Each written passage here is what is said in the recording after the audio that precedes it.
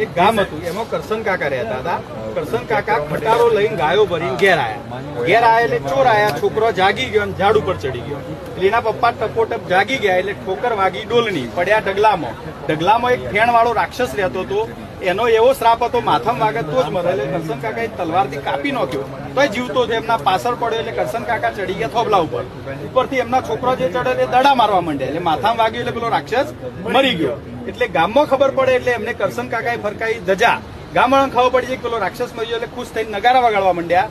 પછી ચગાવવા બાજુના ગામમાં ખબર પડે એટલે ચગાયા પતંગ ચગાય એટલે બાજુના ગામવાળાએ ખુશ થઈને ફટાકડા ફોડ્યા. જેવા ફટાકડા ફૂટ્યા એટલે બકરીઓ બે કરવા માંડી, કૂતરો ભસવા માંડ્યો, મગર નાચવા માંડ્યા. બાજુમાં યતી બાબા તપ કરતા તે જાગી ગયા કે ભાઈ આ તો આનંદનો પ્રસંગ છે.